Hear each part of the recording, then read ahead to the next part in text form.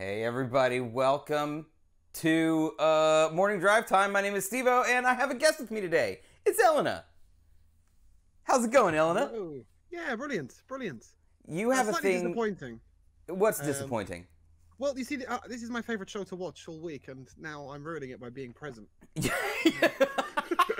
not the case at all. This is your favorite show. Why is this your favorite show all week? Let's start by my first question. Tell me about me. Why is this your favorite show? It's so chill. It's like it's Thursday morning. I mean, it's not really morning. It's 2 o'clock in the afternoon, but that's morning in my stream of life. And it's just you and Mark just chatting shit, and it's beautiful. There's a moment you can bring what you want, or you can just arrive and be entertained.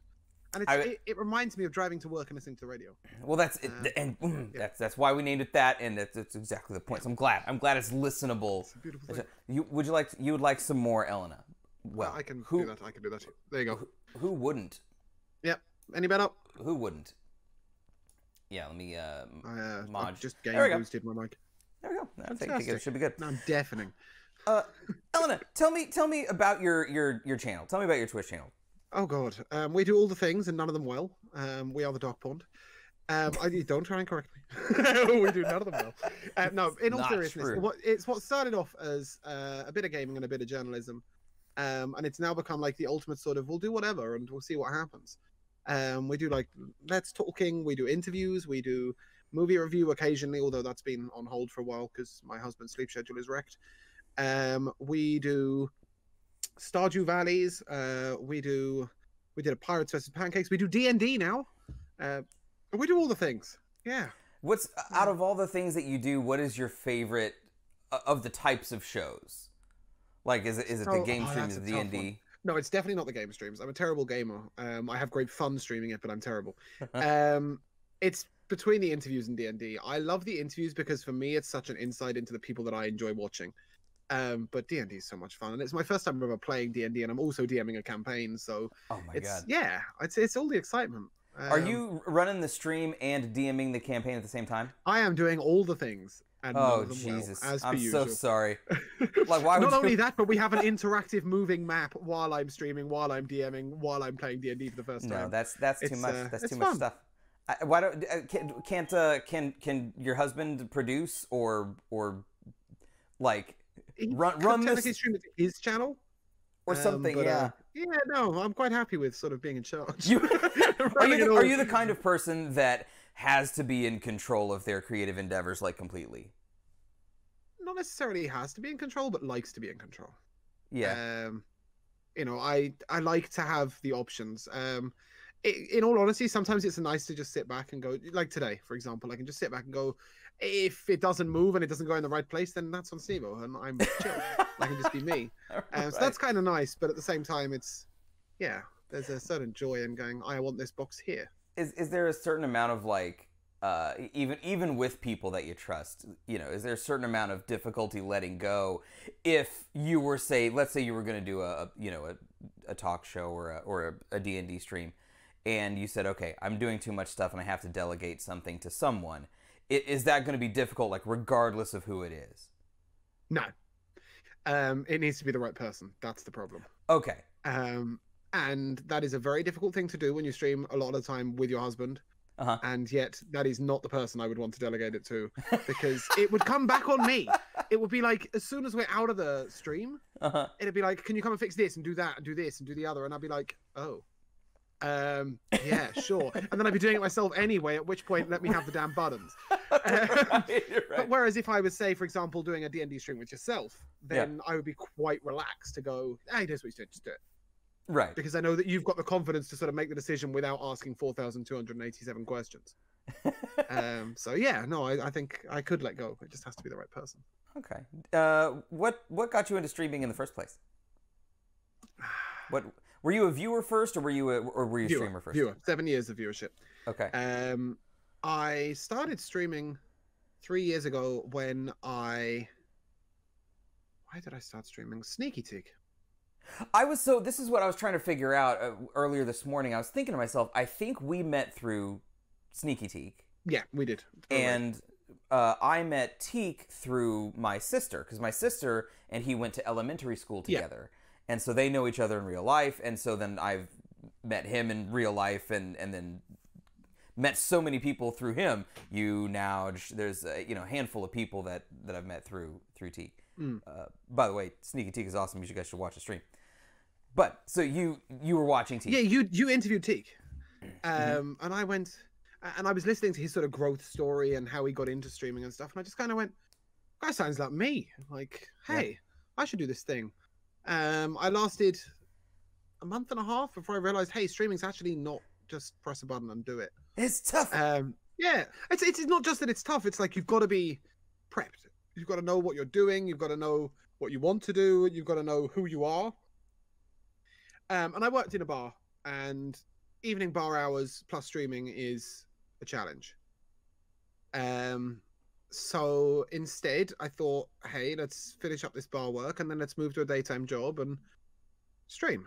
My daytime job became my mother, and when I realized I was at home 24 hours a day, 7 days a week, I thought, let's do the streaming thing properly. And yeah, I took some advice from some great streamers like yourself and many others, and sort of went, how are we getting this set up? How do I do this? How do I do that?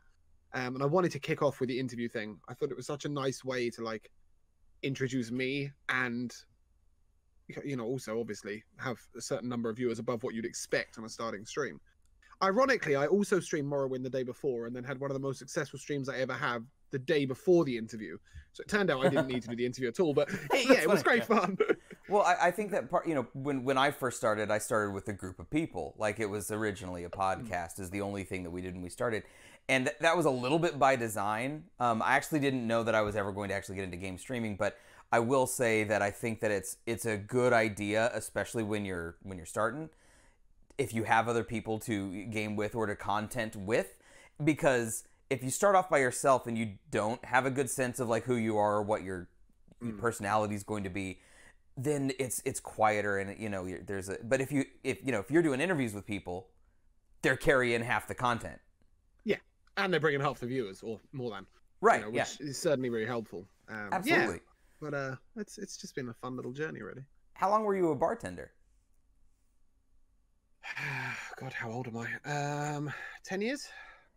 Do you miss it at all? Aspects. What was the best thing about being a bartender? What was the worst thing about being a bartender? Right, so it all depends on where you work. I had a job in TGI Fridays. I don't know if you have that in the We US, have TGI Fridays. I love TGI Fridays. Right, okay. So I was a cocktail bartender in TGI's, and we had a constant stream of customers who weren't sticking around. So you had a new customer every 5 minutes, and nobody sat at the bar for more than half an hour. And that was great fun because it was like super interactive and super it was a social job. We had I had great colleagues. There were 7 of us behind the bar. It was great. So in that sense, like, I guess it's the social aspect is one of the huge aspects I miss. Also, bartenders all go out at the end of a shift until 4 o'clock, 5 o'clock, 6 o'clock in the morning. I don't miss the drinking part of it, but I do miss the social side. That's like, I never thought about that. Like, if you go to work with a group of people and you get off work and go have a drink, if you get off, if you have like the 9 to 5 job, you go dinner time and you have a drink and then you go home. Or even if you, work into the evening, if you work retail, like 9 o'clock, 10 o'clock at night, get off, go have a drink, come home. If you're a bartender, if you get off with your pals and go have a drink, 2 a.m. It's 2 a.m., 3 a.m. That's insanity. Yeah, the second part of the job that I really miss is just making drinks. There's a certain creativity to it, especially running my own cocktail menus. Well, Trexus has a related question. What's the worst drink to make? What is there one that you hated making? Milkshake fucking cocktails. Who designed milkshake cocktails? What were they thinking? Why are they so nice? And they're a pain in my ass. So in there's this thing called a Barnaby's something. I can't think of the name of it now. But it's like chocolate ice cream, vanilla ice cream, cookie dough ice cream, crushed ice, 3 different alcohols, milk, dry powdered milk, sugar, and cream. Like, and not only is that annoying to get all that in a mixing jug, those items are not located to hand on a bar.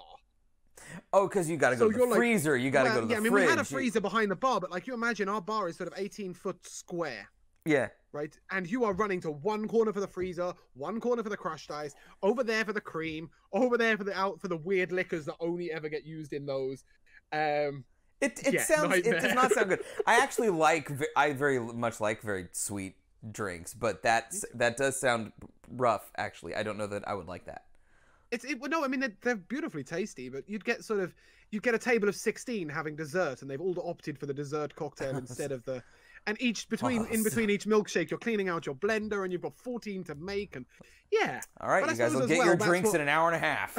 That's where your time it flies. So I do miss it a lot, but I love what I do now. So.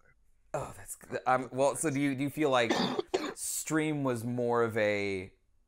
Do you feel like you still get that social bit from the stream, like that you like? It depends on what I'm streaming and when. I definitely do from like the D&D, the interviews, the gaming with viewers. Yeah, 100%. If I'm doing an 18-hour Apex stream and I've got 3 lurkers and 4 people I've killed off with boredom, then it's not so social, but it's still fun. What's the longest stream we've ever done? I think that was the longest. We did a 18 hours. So that was an exaggeration. The day before yesterday. No, the day before yesterday, I went live at 4 a.m. I took an hour and a half's break at midday, and then streamed till midnight. Man, it was a bit crazy, but straight we've done 15 and a half hours without a break. Yeah, I ate on stream and just carried it through. God, how do you do that? How did you stay? I mean, that's a standard bartending shift, 15 hours. You know, you just keep going. Yeah, you know, I used to turn up for work on a Sunday at 10 a.m., finish at 1:30 in the morning, and then be back at work at 8 o'clock in the morning and work till midnight. Yeah, those are sort of hours I'm quite used to, and also I'm doing something I enjoy. Realistically, if I turn the stream off, I'm probably still sitting there playing 18 hours of Apex. So you might as why not have it on? Right. Yeah. I did notice I was talking with a friend, and there is certain aspects of a long stream that become frustrating after a while. I'll go ahead and say it. Like he was talking about, like, you know, you've got no time to do the things that you might want to do that you can't do on stream, such as spend 5 minutes with yourself in a corner, or, you know, go and, you know, if I go downstairs for a coffee and I decide to stop and talk to the cats for 10 minutes, I can't do that while I'm streaming. So that's the only aspect of a 15-hour stream I actually find frustrating. Counter argument, you sure as shit can. Like, I mean, if there's a long stream, I think, personally speaking, I totally understand, and I have to do it myself on long Saturdays. Like, I'm going to go let the dogs out, let them run, because I can't keep them in a room for 8 hours at a time. You can take a 15-minute break, you can take a half an hour break. What you can't do is say, I'll be back in 30 seconds and then come back in 20 minutes. Oh, sure, yeah. Yeah, you know, you can't just not think about it. So that's what I meant with the long streams. Also, Mark, I was just at the beginning of the stream, I was saying to Steve-O, I'm disappointed to be on the wrong side of this. I could be watching you, and instead I'm destroying the show. So enjoy sitting back and having a week off.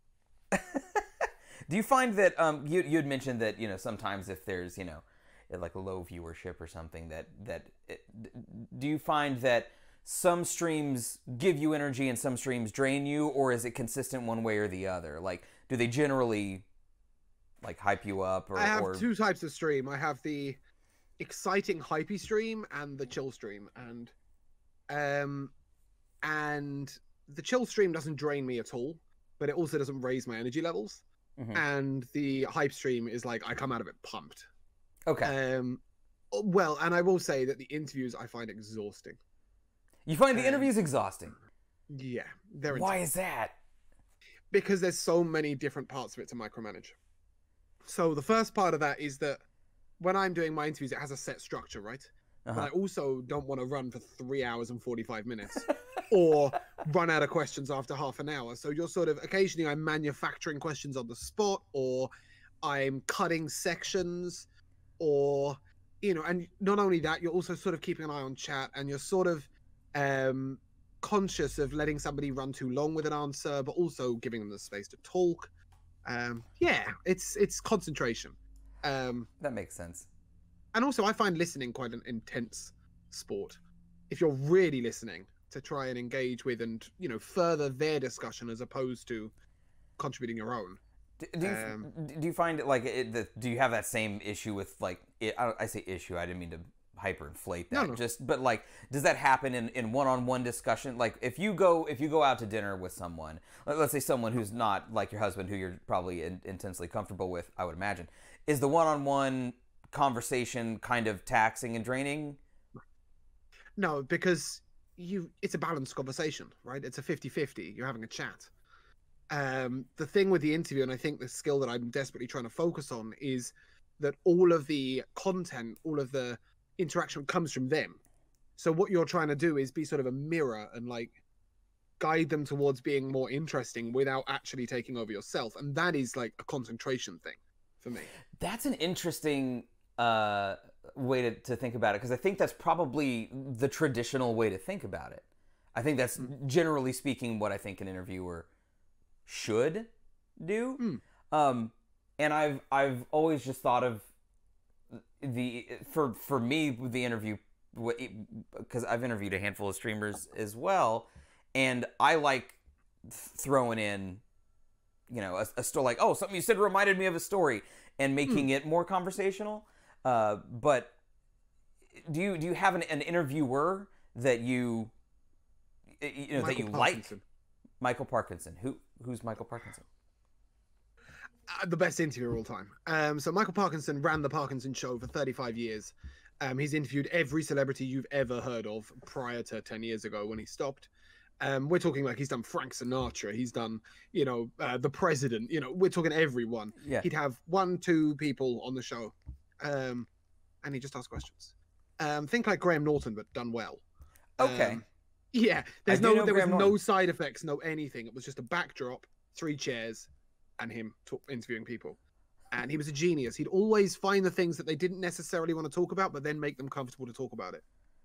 Yeah, I love people that can do that. And I part of the reason why I liked part of the reason I like Larry King's interview style is I get that same feeling from him, is that he did a good job of taking, you know, a celebrity and sort of starting off with like the celebrity kind of chit chat, and then sort of slipping in questions that were disarming, but not in a negative way. Just a like, you know, I think I can open up about this, and I think that's a hallmark of a good interviewer. And if that's you know, where you fashion yourself out of, I will say that you do a great job of that. It was very relaxing being interviewed by you. Like I didn't feel like on the spot. Or... as long as it doesn't feel intense to the person I'm interviewing, that's good. No, yeah, it wasn't intense for me at all. I thought you did a fantastic job, because you got to, but like you said, there is a certain amount of like keeping things moving, but not too long, and finding that sweet spot. Yeah. It's navigating. And also, just to reply to that, Graham Norton doesn't necessarily need to do anything better, but as a pure interviewer who expands from other people's chat, he's not it's the Graham Norton show. He's very present in his show, and it becomes a sort of multiple celebrity interaction, as opposed to an eye-opening interview about somebody where you find out a bunch of stuff you never knew about them because the questions were so interesting. Yeah, so it's a different style of interviewing, but it's that sort of setup, if you like. Shifting gears a little bit, where did your Twitch name come from? I'm always curious how people like chose their handle. In 2006, 2005, 2006, something like that, I was playing a game called Guild Wars. I made all my male characters called Elios after a character in a book, and all my characters called Eleanor after a character in a different book. Specifically, Wizard Fire is the name of the book, and like Wizard this and Wizard... oh, Witchfire, sorry, Witch Star, Witch, all of this stuff. I then was half decent at that game, became known on that name. All my friends knew me under that name. My female characters were the ones that were good, so that's the name that it happened. This is Guild Wars the first, not Guild Wars 2. Yeah. Well, yeah, I mean, it was 15 years ago. Right. The name stuck. It followed me through every game I've ever played. And then I needed to put some numbers on my name, I believe for League of Legends. Because Eleanor was taken, obviously. Right. So another random sort of anecdote. In 1997, I made my first email address. I was 8 years old. And I made it, you know, my first name, my surname, and 1997, right? But I typoed it and didn't realize. So it was just 197. So 23 years later, I still got an email with 197, and it's so I just chucked the two together and went, hey, why not? There is a significance to 197. It's not random numbers, but it's a typo. Yeah, pretty much. That's hilarious. But even then, like, who makes the email address with the year that they made it in, as opposed to the year of their birth? Or, you know, it's, what a concept in a 6-year-old's head. Is a hallmark. Is the hallmark of like, okay, this is my first email. It's gonna be I would do anything to get rid of the numbers in my Twitch name, though. Did you play anything? So High Tech says we don't talk about Guild Wars 2. So I'm gonna talk about Guild Wars 2 for a second. Did you play Guild Wars 2? No. You didn't. You did? Yes, 41 minutes. For 41 minutes? What? Yeah. Why was that the cutoff? It was shit. It wasn't even that it was a bad game, right? It's that I'd spent 2005 to 2013, 8 years roughly, playing a game I was desperately in love with. And when I say playing a game, I've got 20,000 hours on that game. Right? Ooh, wow. We used to, I used to log in at 8 o'clock in the morning and log off at 1 o'clock in the morning and log in again at 8 o'clock in the morning and never, ever, ever stop. All my friends come from that game. Everything comes from that game for me. Is Guild Wars 1 then the game that you have like put the most hours in, just hands down? Yeah. I mean, I probably played Morrowind for a fair number of hours too, okay. But between the two, yeah. But the thing is with that is Guild Wars 2 is not anything like Guild Wars 1. Really? They are completely different games. Yeah, one's a sort of co-op action party-based RPG where you pick 8 skills, and the other one is World of Warcraft. They're just not even vaguely similar in any way, except for a few names and stuff. So yeah, we are. So I played it with a group of friends, and it wasn't a continuation or expansion upon like an existing game system that you fell in love with. It just felt like a WoW. They took World of Warcraft and put it in the Guild Wars world. Right. Okay. Yeah, I mean, I played it with a group of friends who also play Guild Wars 1, and nobody liked it. Josh is so sweet. Josh is so sweet. I don't know who that is. Do you speaking of Josh, do you play games with your husband? Do you co-op? Sometimes. The problem is our game dichotomy is very spread. You know, we play. Oh, that's bizarre. That comes up on Discord as well. I was not expecting that. That threw me completely. How has he not subbed your stream? What's wrong with him? Anyway, also, yeah. So 69 gift subs. Nice. Oh, good. I will stop there. No, so we play very different games. He likes a lot of single player games anyway. I like sort of a lot of games that he has no interest in. For example, I'm playing Apex at the moment. The games we have played together, stuff like Overwatch, League of Legends, both of us are incredibly casual players who take the game too seriously. So playing together isn't brilliant. I think if we had the Wii set up, for example, or like, I mean, we did for a while. No, we don't really game much together. Sadly, although now that he streams, I enjoy watching him play games. A lot. Would you? I wanna pitch to the two of you. I'm always interested in the like marriage counseling stream, which is the two of you should play Portal together, like Portal 2. Oh yeah, where you have to rely on each other, for progression. We do well at that because I just trust him implicitly and do anything he told me. Oh, there you go. Or at least I think I would. But then there comes a moment where I'm an overbearing, over-controlling asshole who probably would decide to do things that are stupid. And then stick to your guns. I would think that I would go with what he would say and trust him because he's very good at like puzzly stuff and I'm useless. But then, yeah. We're both too controlling as people. That's very true. Oh, that's funny. Well, I think that exact reason is why I would tune in and watch that. For the record, we could arrange that actually. Portal. He's recently played through Portal 2. I've also been watching a friend or two friends actually in my Discord playing It Takes Two together. That friend right there that's just said you should play It Takes Two. Yeah. Her and Moon are playing it, and it would be very good. It would be very interesting to see Josh and I play that, I think. It Takes Two would be great. A Way Out would be great. Unravel 2, I think the two of you would have a lot of fun. That's the game I've just suggested to them to play. So yeah. Yeah. We should definitely try a little bit of. The other thing as well is that he works 6 a.m. till 2 p.m. and then streams at 4 p.m. and I'm a sort of 12 till 3 and 8 till late is my typical hours. So I'm not live when he's live, and he's not live when I'm live. And then when we do try and do things together, it tends to be D&D, movie review, games with viewers where we're playing Pummel Party, that sort of stuff. So, yeah, it might occasionally be nice to spend some time not playing video games together. Well, actually, I will ask you about that in a minute. When you were a bartender, did you sleep during the day? Then was that a day sleep schedule? Yeah, I'd sleep till 12ish. Do you still maintain that, given that you're kind of a late person? I'm a moving time schedule person.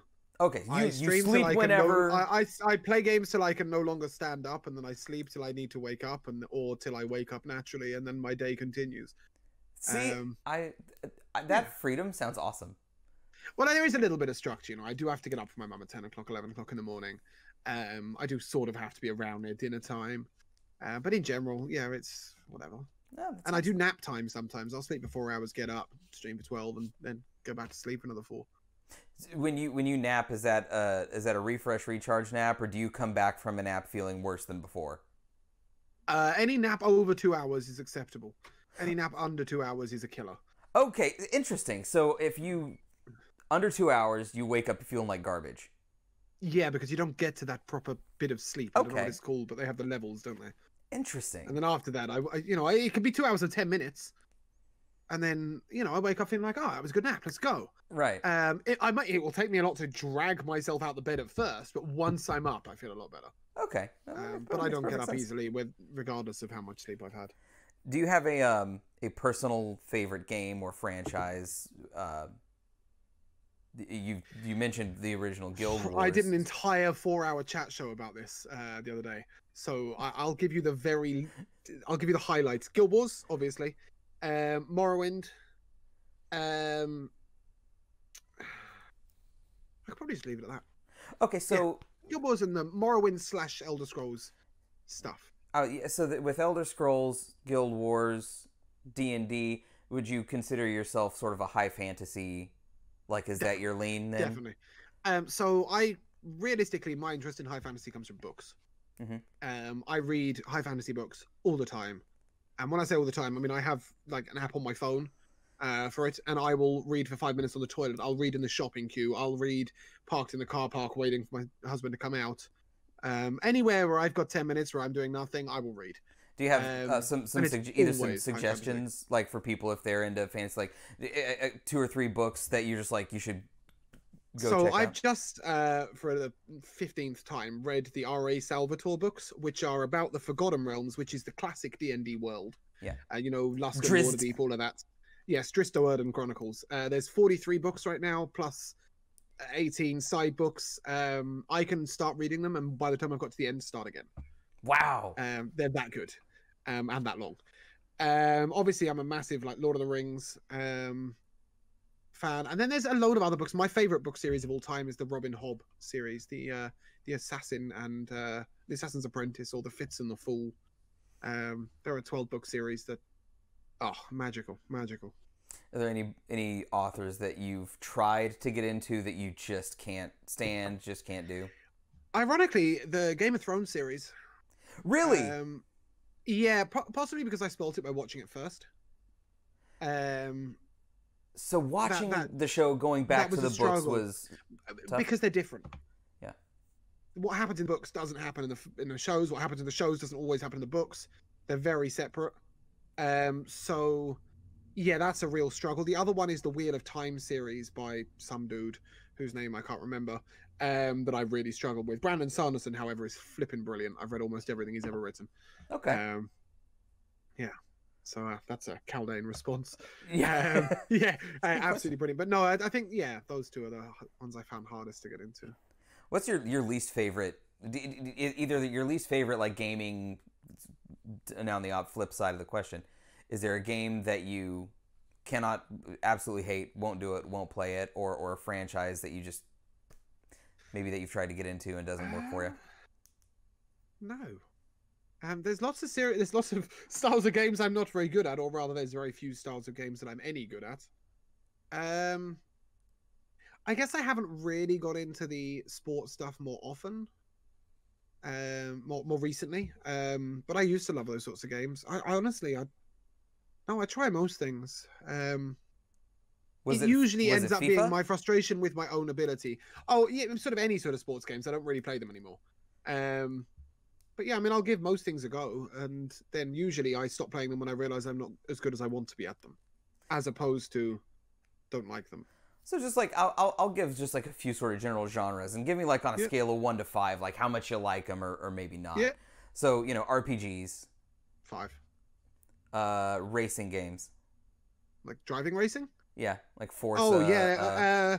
Mario Kart. If I've got the steering wheel and the pedals, a 4. I play them a lot at my nephew's house, my sister's house. Mm-hmm. If I haven't, then I need like Need for Speed Underground, like that sort of racing game, Right. something a bit more fun. But yeah, 4. Okay. Head-to-head fighting games: Street Fighter, Mortal Kombat. Oh, I'm disastrous at these, but they're so much fun. Probably less so now. Probably maybe a 2 or 3. But as a kid, Tekken 3 was my thing. Like a friend of mine played Tekken, and we worked hard at researching that game. We had like wall posters with the combos on them above us while we were playing. Yeah.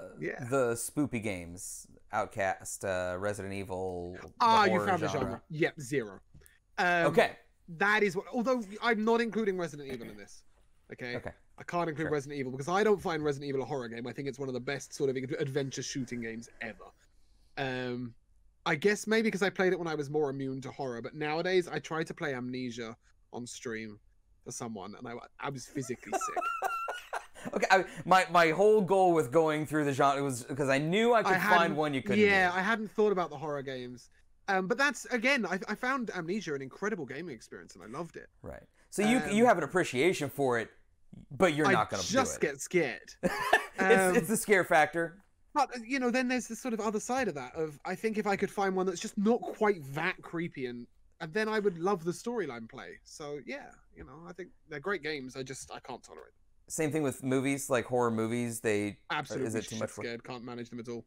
Okay, so off the table. No horror movie date nights with you. Well, Josh wants to do The Shining because apparently it's not that scary, and apparently everybody else is telling me that shit's terrifying.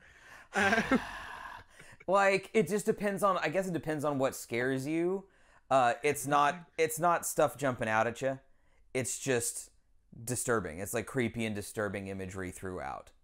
Like sort of a demented tale. Me. I mean, my absolute terrified level is Final Destination. Okay. Because it's so real. Uh-huh. So the paranormal I found, I fell asleep during Paranormal Activity. It was just trash.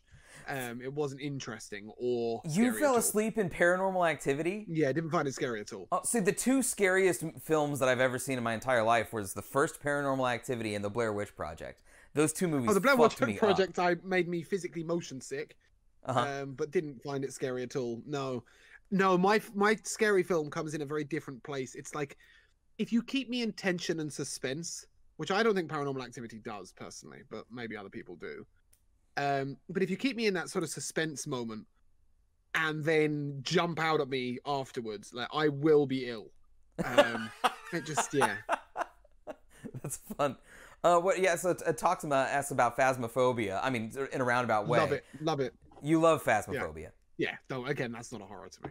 Because I know the ghosts don't, I personally don't think ghosts exist. I'm quite comfortable in that knowledge, so it's just like, it's like being chased by aliens. I just wouldn't find it frightening at all. But so, is it the? So what's the frightening thing then? If you don't, I don't believe in ghosts either, but like it would still frighten me, like stuff jumping out. Amnesia does it perfectly. It's the atmosphere, right? I get ready like this, and then I hold, and it's like it's so constant that I'm ready that it makes me feel ill. Okay. So it's like high tension, I guess. Yeah. It's the same sort of fear I would get sat in a car with somebody driving around a mountain too close to the edge of the road with no barriers. That's the fear I get. That when you describe that to me, right? I just got like that scared the shit out of me. Just you describing it. On the flip side, then what's a a favorite movie of yours or a favorite? Is there something? So my genres tend to go between high fantasy and like conceptual brain films. Like Primer. Things like I've not seen Primer. You should watch Primer. Yeah. Maybe. I was thinking Inception. Yeah. So The Matrix, those sorts of brain fuck films. Yeah. Limitless, those sorts of things. My favorite film of all time is Shawshank Redemption, which doesn't fit into either of those categories, but is just an incredible film. And Fight Club's, yeah, probably close up there. I think based on what you've described to me, your homework assignment is to find and watch Primer. Yep. It's a time travel film that like circles back on itself a lot, and it's really weird. I think you would like it. I have to give it a go. Primer, as in Primer. Yep. Right. Yep. Cool. Do you have, since you and I have talked about Star Wars in different streams and in different ways, and one of the things that I remember about you, and something you mentioned during the Locke interview, was that you couldn't, on rewatch, you could not finish A New Hope, Episode 4. Yeah. Which was terrifying to me, because when asked the question, what is my favorite Star Wars film, prior to doing that, going to be my next I would have said A New Hope. Really? Prior to the rewatch, you would have. My memory of watching it was so precious. But watching it again, it was just, we've been so spoiled with effects and the speed of stuff. I was just bored. So what's your favorite now? So I would have to be choosing from the 6, right? I can't choose from the rest because I haven't seen them. So when you say the 6, you mean episodes 1, 2, 3, 4, 4, 5, 6, 1, 2, 3, yeah. Yeah. You counted in the right direction. I counted in the wrong direction. I mean, I'd probably just go with Revenge of the Sith, because it's the only one I've seen recently that I enjoyed. I mean, that's not true. 1 and 2 were great, but they were sort of bad as. But they're also bad. Yeah. Yeah, and I didn't watch 5 and 6 because 4 nearly destroyed my soul. So, yeah, I don't know. Maybe Star Wars just isn't the place for me right now. Maybe I'm not in the right place for. Although, to be fair, I'm not really in the right place to watch movies. Like, we recently watched Hamilton, and it was flipping brilliant. And I was bored the whole way through because I'm not got the attention span for movies these days. So what do you do? What's your media consumption outside of stream then? Like, is it shows? Is it music? Or are you just streaming and sleeping? Like gaming and sleeping? Oh, so what's I watch a bit of YouTube. Mostly for sort of researching purposes, or one particular person that I watch. So I'll watch like other streamers' YouTube content and I see what they're doing and enjoy that. I watch one particular YouTube thing where they review a song. It's just like reaction to a song, which I really enjoy. I consume any other media of any sort. Or binging any series at all? Nothing. Hey, nothing. I can't even focus on a TV show these days. Is it just like an attention span thing? I mean, it's just like, it's not what's most interesting to me right now. I would far rather open Twitch. Yeah, you would rather spend your time for 5 hours. Is it the interactivity? No, because I can watch some streamers. Like last night, I sat down and watched Elias for 4 hours. I didn't say a word. Didn't have the chat open. No, I think it's the type of content I'm enjoying right now. It's like a good movie, really. It's just, with Twitch, you can choose exactly your taste. If you could watch your favorite movie over and over again, having never seen it again after the end of every film, you'd do it. So it's the same for Twitch for me. Like, I found the exact movie I like, and it's new every time I click on the channel. So that's a really interesting way to think about it, because I never thought about it in that way. If you read a book and you love it, watch a movie and you love it, even play a game and love it, when you revisit those things, they are the same. You may pick up on new stuff. Every time I watch Breaking Bad, for example, I learn new shit and point oh fuck, I didn't realize that the first time I watched it. But you know what's going to happen. And in a stream, even if you take 6 streamers that are playing Jedi Fallen Order, different shit's going to happen. You do not know where that stream is going to go. And their interaction to it is completely different, and their interaction with it is completely different. So I think that's, a big part of it. Yeah, that's really cool. I never thought about it that way. That's really cool. What is your favorite thing about streaming? It's my favorite thing about streaming. I guess I'd say the people. I mean, that's usually the simplest answer. I wouldn't stream if it wasn't for the people I stream alongside. stream with, whether they're in chat, whether they're playing games with me, whatever it is. I think that's the simplest and most honest answer. There are other elements of it I love. I love being the center of attention. I mean, I'm not gonna lie, that's a big thing for me. Oh, yeah. But usually it's just the fact that people make me laugh and we have a giggle and we do stupid things, and people are crazy, in not only in their generosity in terms of donations, etc., but also just in their generosity in terms of turning up and how often they're there and following me to places. And I mean, just even the time investment of people like that hang, like you played a game and someone hung out with me for what, an hour and a half just while I played this game, or longer. Like, that's beautiful. That's a beautiful thing. What's crazy? What's something about streaming that you cannot stand? Oh, that the technological side is entirely reliant on me. I think says the guy who wants to be in control of it. Yeah, no, I more mean like I don't get on well with technology a lot of the time. Things don't work the way I expect them to. I can't quite make this go there or this do that, or for some reason that's happening and no explanation is given. I hate that impacts on the content. People saying, oh, I can't hear this person's mic properly, this hasn't come up properly, this image isn't there. We for some reason are still in this screen, even though on my Streamlabs I see a different screen. Somebody turned around to me the other day, like, I'm in the starting soon screen. I was like, why are you in the starting soon screen? I'm not seeing that. Why are you seeing that? It's like you're the personality. You're also the engineering department and the IT department, and so if it sort of reminds me a little bit of my job. I do closed captions for my main job, and I used to work in an office. Like, they had the studios and the computers and everything like that. And if something went wrong, I would just be like, it went wrong. Engineering, someone come fix it. But now that I'm at home, if something goes wrong, it's up to me to fix it. And I never had a stress dream about work until I started working from home, because, now I'm responsible for... Is that sort of what you're talking about? Like, you were the one responsible for if something tech goes down? Worked.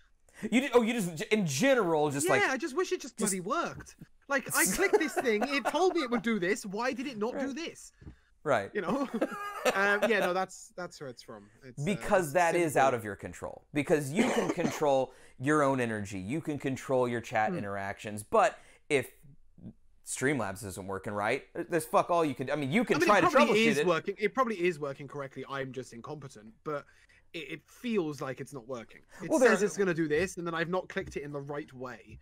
But a lot of those things are dependent on other factors. The internet goes out. You're not going to go scale your house. Nothing worse. That's it. You can't. And that's I agree with you. I can't fucking stand that. My favorite bit of streaming. I can get Josh to deliver me cans. Oh, wait a minute! Sorry, I'm live. Delivery, please. You have someone delivering you food and snacks during the interview? My husband. And does he do this when you stream as well? Vice versa. So if he's live and I'm not, usually, it's more a case of you're the one answering the doorbell, or you're the one dealing with, mandatory things. You're the one feeding the cats. Yeah. But occasionally, if I'm in something that I would call intense, as opposed to... It's all very well me taking a 2-minute break while I'm playing Apex Legends. If I cut in the middle of your drive time and go, but I'm just going to go get a drink from downstairs, it's like, I would try the same. You can do that. Yeah. I pop into it. I know, but in the same way when he's streaming, I don't necessarily bring him anything, but like I can pop into the stream and be like, because he's quite self-sufficient. He brings everything into the room before he starts, like a sensible person. Oh, okay, I see. Yeah, I'm not a sensible person, but I can pop into his chat and say like, hey, ordering food, do you want anything? That's awesome. So it's that sort of, and I love that the other person, if he opens my door, that's the other thing. Josh doesn't like to be interrupted. While he's quite fine, if my door's open, to stop by and have a conversation with me while I'm streaming, which I love, and that's for me. That's right. Right. Yeah. So it works for both of us. Also, I'm really disappointed that this camera doesn't catch my angle, so I'm just going to tip it down for a second to prove that I'm still. You're wearing this. You're wearing it. Yeah, of course. Hey, do you know what? It's the only jumper I wear. My house is constantly 400 degrees because my mother likes it to be hot.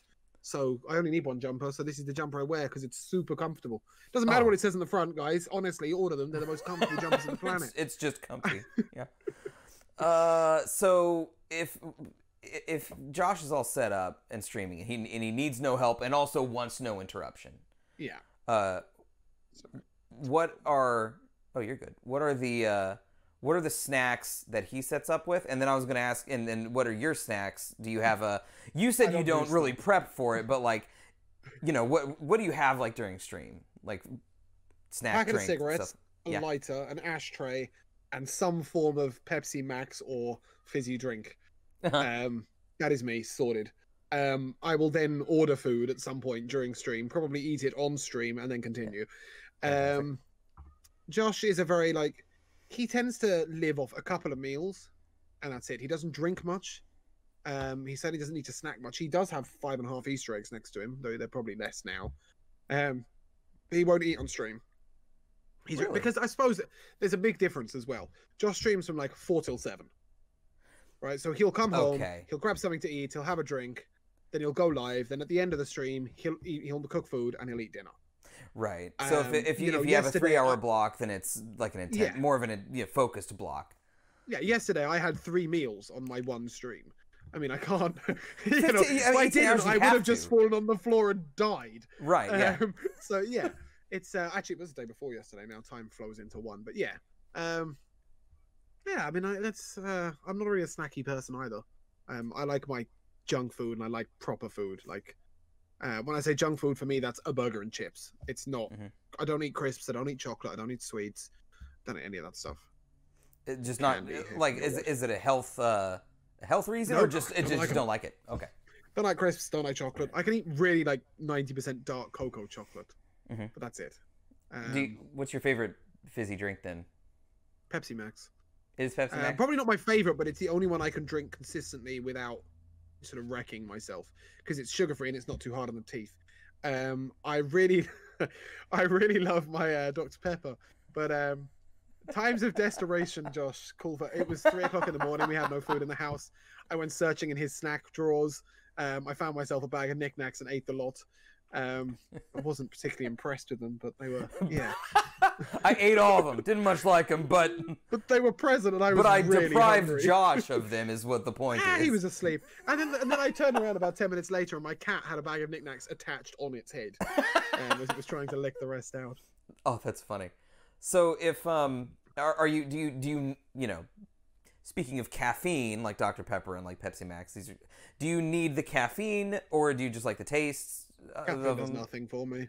Nothing I can come off it completely, 100%, and it not affects me. I mean, I could drink orange juice all day. I hate orange juice, but I could drink orange juice all day. If I go down to my sister's, for example, and I've forgotten to take anything with me, I can spend 24 hours drinking nothing but water, which I'm not a big fan of, and it doesn't affect me. And then I can come back and drink 4 liters of Pepsi, and that also doesn't seem to affect me. I think I'm immune to it after the amount I consume. I mean, I think we're probably 2.5 liters a day of Pepsi Max. So, if the caffeine doesn't affect you, like it doesn't boost you, like it doesn't give you that wham, but also if you come off of it, you're not jonesing for it or anything like that, fiending for it. How does that what mutant power is that? I think it's 2.5 liters of Pepsi a day for 15 years. Okay. That's it just becomes irrelevant. I probably, if I came off it for a week, it might be a different story. Okay. But I probably got so much caffeine stored in my body that it doesn't like a caffeine one way or another. Yeah. The 24-hour mark, if I have no caffeine whatsoever, the 24-hour mark, I get the headache, and I have not waited long enough to see when that goes away. I do know that once the headache starts, I go, okay, I need to go have a coffee or something to get me back to functional. So I guess that means I guess that's the other thing. I mean, Pepsi Max isn't massively heavy on the caffeine. No, it's not. It's probably I'm not drinking coffee. Right. I'm not drinking Red Bull. When I used to work, if I was doing a double shift, so anything over 12 hours, I would always can a Red Bull straight down. That sort of, it's more the sugar, I think. Sugar levels I struggle without. Okay. So if I go 24 hours without a fizzy drink, I'd probably more need like a bar of chocolate or something to top my energy up than I would need caffeine. Okay. Interesting. Yeah.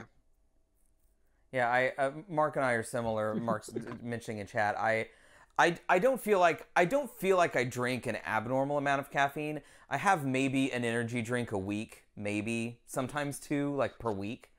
And they're sugar-free energy drinks. That's because I got to a point where I switched to sugar-free soda, and now I can't go back. If I drink a can of Dr. Pepper, I would feel sick. Like I'd just feel heavy and gross. Dr. Pepper's the only one I can. If I drink regular Coke, like my teeth feel like they're covered in sugar. Yeah, I agree with you. But Dr. Pepper, actually, I really like the flavor of. So, also, Mark, 69 milligrams caffeine per 12 ounce means absolutely nothing to me. I don't know if 12 ounces is 5 liters or 1, and I wouldn't know what a large measure of caffeine is per the can of Dr. Pepper you held up is 12 ounces. Okay. That's 12 ounces, 12 freedom units. And it doesn't have a caffeine. Doesn't have a caffeine measurement at all on this one. Yeah. Interesting. It's got some caffeine in it. Yeah. It certainly should. Including caffeine. It's all it says. But it doesn't give you how much of the caffeine in that box? Nope. Where it lists the sugars and the carbohydrates. Nothing. Interesting. I don't know if that's a lot of caffeine or not, but it's, as I say, I don't think it's too heavy on the caffeine compared to drinking double espressos and Red Bulls. Yeah, that's a the fair Pepsi point. Max, that is, yeah. So, yeah, and the headaches from caffeine withdrawal are 100% annoying. And my wife is very much like, what if you drank less caffeine? And I'd be like, then I would be a less tolerable person. Yeah. I also like the way that Mark says it's essential to his unhealthy lifestyle.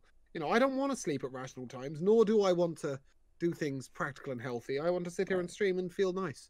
Yes, so yeah. Pepsi Max is great. I'm all about that hedonistic lifestyle. Let's talk about Twitch for a second specifically. Have you tried any other streaming platforms, or have you been Twitch focused? Well, unless we count YouTube. Sure, yeah. I don't stream on YouTube at all, ever. Never have. Never will. But I post YouTube videos, as you know. But that's as close as I get to moving off of Twitch. Why don't I've been Twitch mad for YouTube? 7.5 years. Well, I've been Twitch mad for 7.5 years. My viewers know where Twitch is. Yeah. Everything's set up for Twitch. I honestly wouldn't know how to stream to YouTube, or why to stream to YouTube for that matter. So now Twitch is as I said, I've been Twitch mad for years. Have you, if you could change one thing about Twitch, either from a technical side or experience, or maybe even like a culture thought, like what would you change about Twitch? Or how would you improve it? The other day, what was it? It was something I really complained about. It's not necessarily Twitch as much as it is the whole Twitch streaming process. So you can put up like a donation goal, right? Mm-hmm. You can also have your top bitters for the week. Mm-hmm. You can have a bit goal. I wish I could condense all of that into a finance goal.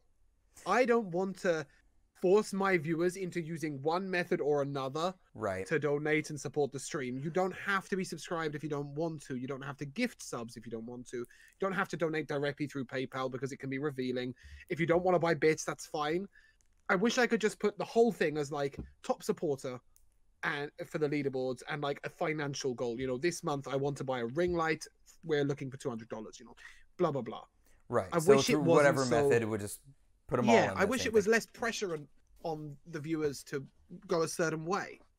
I like that. It's just very simple. If I come to your channel, I know that, there's always a sub goal because that's realistically what will tell you when you can go part-time, is because that's your sort of guaranteed income. But if I go to, I'm not going to name names, but I've got a certain other friend who I watch, there's a donation goal, right? Because they're trying to buy a certain item. So they don't need a number of subs. They want a certain amount of money. And then somebody else is all about bits. So it's like a bit number. And it's like, at that point, I need to have all three methods of donating myself if I want to support. And some of them are just more expensive than others. Gifting subs is financially the worst option for the viewer. Right. By a long, long way. Because you don't get anywhere near as much of the money as you would otherwise. And it costs us more than it's worth. Do you know what I mean? Yeah. Whereas a straight PayPal donation, great. I can give you exactly the amount of money I want. Right. So yeah, it's sideways, like really. buying bits is like Twitch will take, I don't know, 15%, 20%, something like that. Yeah, it's quite high. And then the gift sub Twitch takes 50% of for affiliates. And then you know, PayPal Prime or sub, or they take credit like card. 80%. So the Prime sub, if you're already paying for Prime, then that is nothing from the viewer. Like you know, that you know, $2.50 or whatever goes to the streamer and nothing from the viewer. But you're right, the direct donation, like financially speaking, is the most impactful, I guess. Not to say that one's better than the other. It's a goodly bit more than 15%. Okay. Yeah, it's a fair amount. But at least as a streamer, when you get 100 bits, you know how much money that is. For sure. Yes. Yeah, that's true. And I like that with bits. And the other thing with bits that I love is that I can buy, 20,000 bits, and then I can donate them 5 at a time to 100 different streamers. Yeah. That's true. I don't have to give, if you want to donate via PayPal and you want to donate 50 cents, not only will it probably not work, but it also feels entirely stingy. I can't gift a tenth of a sub, but I can cheer 50 bits and go, hey, I really like your stuff. I just want to show a little bit of love, right? And if 100 viewers do that, it becomes money. So that's, of course. Yeah.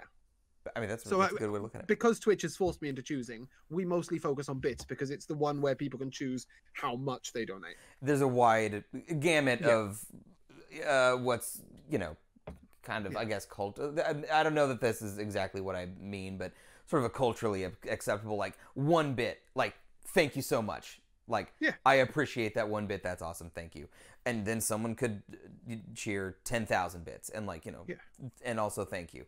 But you're right. It's probably very unlikely that someone will, like, I made a donation of 13 cents because it's what. Well, you can't actually on most of them. You have to donate $1, and even then. Oh wow. PayPal takes a cut. So yeah. Huh. But yeah, I mean, I agree with Mark. Like, you're giving more money to Twitch to do it. But at least, for the other person who's paying for it, they go, I can afford £1.36 today. Mm-hmm. So I'm going to give 100 bits. And you can't do that with a sub. It's like you're either giving $5 or you're giving nothing. Or you're giving multiples of $5. Right. So yeah, that's my problem with Twitch. So what's your problem with Twitch? If my problem with Twitch?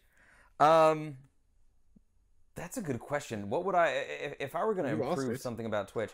I think the co-stream thing really should be implemented in a better way. It was something that I really liked about Mixer, where if you and I are playing the same game together, I would like the ability for us to combine chats, both have our videos in the same player, and that would be great. That sounds awesome. That was a thing on Mixer? Yes, yeah. When Locke and I played Sea of Thieves, for example, they stacked our video in the same player, and then our chats were integrated. So that's flipping awesome. Yeah, it was dope. They need that shit on Twitch. You're not wrong. You could, and you used to be able. Well, you still kind of can. You can use multi-Twitch in a way. So you can do multitwitch.tv/gutternerds/Elena197. Yeah. And it will put them together. You still have to flip between the two chats, but even then, Twitch doesn't allow the third-party stuff so much anymore, so even that gets interrupted. Every now and then, if I'm trying to multi-Twitch people that are playing the same game together, it'll throw up a little banner that goes, for the best Twitch experience, actually watch it on Twitch, and like block the view for a little bit, which is annoying as shit. So squad streaming does exist for partners, but it doesn't merge chat, and I feel like the merging of chat is really the actually important That's the bit part. You want. That's I want to communicate with both streamers simultaneously. Right. Theoretically, I could watch one video, and because I could hear everybody talking. So I may not need necessarily all the video, but I definitely need the chat integration. Yeah. Like, that's the important part. 100%. That'd be awesome.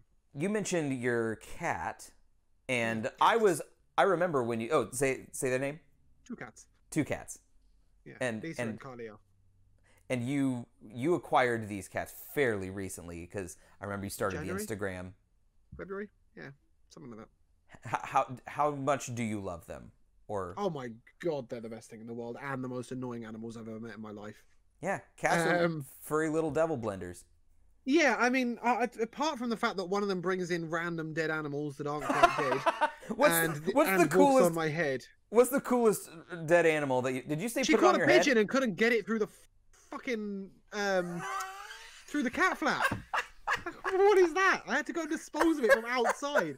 Oh my God. So far, she's only caught cats. She hasn't caught any cats. Sorry, she's only caught birds, mice, and one worm, which she was thoroughly unimpressed with. She sort of flung it at my feet and went, "Ugh." You know? Here you go, asshole. Caught, but it's disgusting. I killed something for you. It's what I could find. No, I'm not a fan of the whole dead animal bringing into the house thing. And she walks on my head if I leave my bedroom door open. I mean, this morning I left my bedroom door open, so she came, and her way of waking me up is by putting a paw in the center of my forehead and just sort of pushing me into the pillow repetitively until I feed the bitch.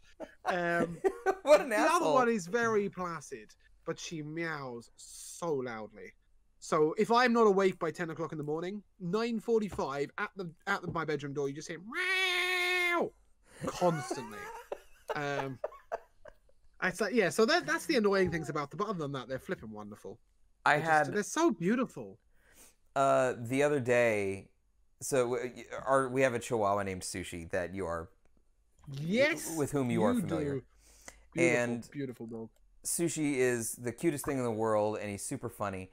But the other night, he whines for a few things. If I go to sleep right around 12, and then I get up a little before, and then I get up at 3 a.m. for work. I have segmented sleep, some at night, some in the day. And Sushi sometimes he whines if he needs to go out, if he's thirsty or hungry, if like forgot to bring his food bowl in even at night, because he'll get up in the middle of the night and like eat a little bit. And I learned a new whine the other day. I was laying there cuddling with Nerdez, and which is my wife, if those of you watching, and he went over to the door and whined, and I went, okay, he may need out or something. So I get up, but before I let him out, I was like, I'm just gonna use the restroom real quick, and then I'll let him out. I go to the bathroom, and I came back, and he was in bed in my spot cuddling Nerdez, and I realized that his whine was that he wanted me to leave. Rude. Yeah, he just wanted me gone. He wanted your spot. Yeah. Yeah, just an absolute asshole, and I love him, but God, he's an asshole. Are the two cats the only pets that you have? There is technically a fish in the house. It does not belong to me or Josh, and we are not proud of it. What kind of? Feed the bastard. You're not proud of the fish. What's the fish? It's my mother's fish. She insists that she knew the difference between the 3 goldfish she originally had. So when the other 2 died, she knows this one is called Winking. We had Winking, Blinking, and Nod. Oh yeah. And I love you, game guy. It just sits there. You know, I mean, what is the point? It's just a plain old boring. It's a decoration. Fairground goldfish. It's 13 bloody years old. That's what it is. Thing's immortal. That's actually pretty impressive. Yeah. Well, she's very good at keeping goldfish alive forever. Before that, we had a goldfish that was 14 years old. I've only ever had, the 2 goldfish in my life present. There have been other goldfish at times in the tank with those 2 goldfish, but literally we had those 2, and that's it. That's so funny. So are these the first pets that are your pets, like yours specifically then? Yeah, I think that's fair. I had a goldfish in my room when I was a kid that was mine. Mm-hmm. But what was their name? Did it know who it was? I don't know. You don't remember? No, I think it was. Well, I mean, we killed 6 of them in a row in 8 weeks at one point. My mum redecorated my room. So I'll tell you this story. This is a wonderful story. My mum was redecorating my room. Yeah. And what she didn't know is that if you're painting, you can't have a filter in your fish tank. Mm-hmm. But let's ignore the fact that she didn't know this for a second. So she bought me a fish, and then like 2 weeks later, it was dead. I didn't know. I was at school, so she went to the pet shop, found a fish that looked the same, got rid of it, bought a new one, put it in. Right. 3 fish later, and 3 weeks later, she went to the pet shop, and the guy was like, "I can't give you any more fish. Like, what are you doing?" Yeah. She was like, "I don't know, like this." And then eventually she said, "I'm decorating." He said, "Do you have a filter in your fish tank?" And she went, "Yeah." And she went, "Just take it out." And that was it. The fish lived. I think thinking back, I think there were 2 fish, and one was called Lily, and the other one was called Paddy, because obviously Lily. That's cute, right? Which was kind of cute, but then one of them died very quickly after there were 2 of them. After this painting fiasco. I think I overfed the poor bastard, or it was just too greedy, or it was just too stupid to stay alive. I mean, that's what fish are like, aren't they? And then we were left with the one. Wait, Game Guy, you didn't know this? Game Guy didn't know that. You don't watch British. enough Eleanor 197. That's the problem. You've been British your whole life. I think so. Yeah. Everybody's insistent I should be Irish at some point. My surname's Murphy. We've gone back like 1100 years in our family history. There is no Irish person present. You named a fish Patty. I mean, that's pretty Irish. I thought I was just being clever. So how do you prep for a stream? Like let's say you have a stream coming up. Do you have a streams? Well, like in terms of either physically or food or rest, or like right before you go live, do you have a routine? Do you have a thing that you do? Do you we talked about caffeine. Okay. I hit the go live button on the starting soon screen, have a cigarette, and then go live. And usually I haven't set up the scene at all. So I then go to stream the game I'm playing and discover I haven't actually got a capture set up for it. I will occasionally turn on my microphone. Sometimes I'll turn on the camera, and we might even know what we're playing on the day. When it comes to proper streams, because I don't regard those as proper streams. I'll turn on whatever game I'm playing and I'll have fun with it. So I have certain a game stream is like filler content for you, like in between the interviews and D&D and stuff. It should realistically, if I could play D&D 3 times a week, interview a streamer, and do a gaming with viewers, that would be my perfect 5-night a week professional schedule. Right. Game streams, I'm too bad at gaming for it to be worth watching. Like, I'm not, because I like playing games that are not story driven, that are not single player, that are not interesting to watch. What I like playing is, I'm enjoying Stardew Valley, Apex Legends, Path of Exile I like, although I'm not playing it right now. Some sort of League of Legends stuff. None of that is appealing if the gameplay is shit. I can make it fun by being an idiot, and my title yesterday was absolutely useless gameplay with occasionally amusing side commentary. Turn up and watch that. But no, for real streams like the interviews, the D&D, there's prep. Usually that involves some printed notes, whether that's the questions, the D&D notes, whatever. Making sure I smoke beforehand. I'm not going to be hungry. I've got enough drink present.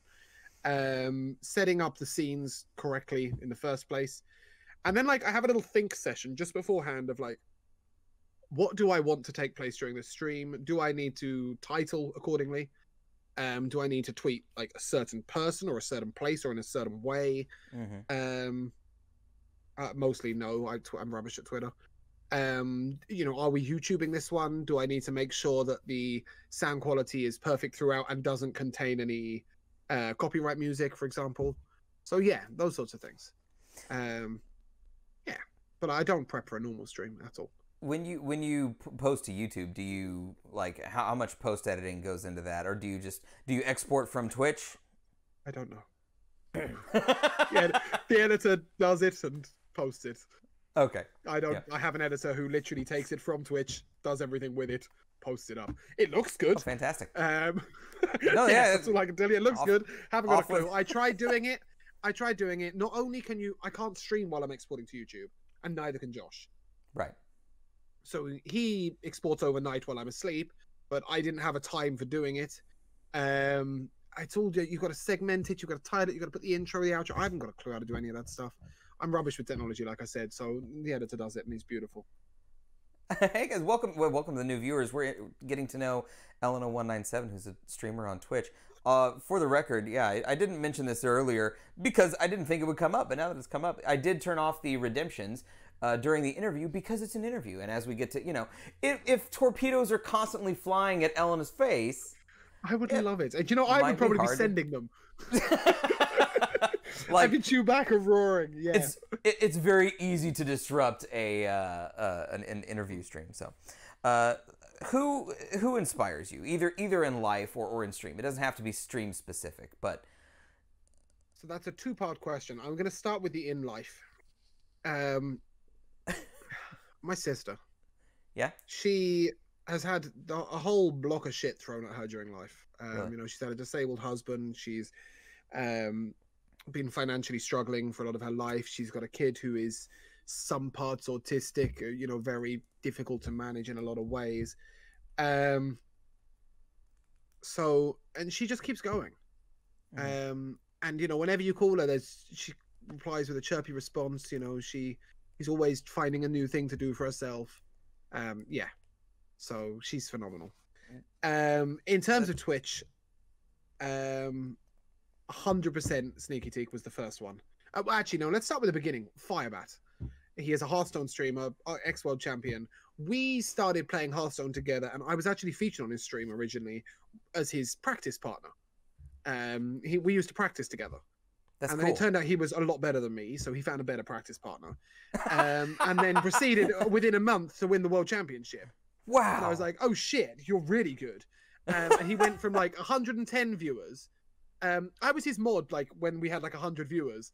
And then like the next stream after the world championship, we had like 15,000 viewers. And I was like, oh shit. That's, yeah, that's and I've been modding for him for 7 years. And he's inspirational in that he is himself all the time, no matter what. He doesn't give a shit about what the right way to be is. He doesn't do anything. The only thing he's ever done tactically to get more viewers is not shave his moustache off because it got him more YouTube comments. Right, yeah. You know, apart from that, he doesn't care. He does him.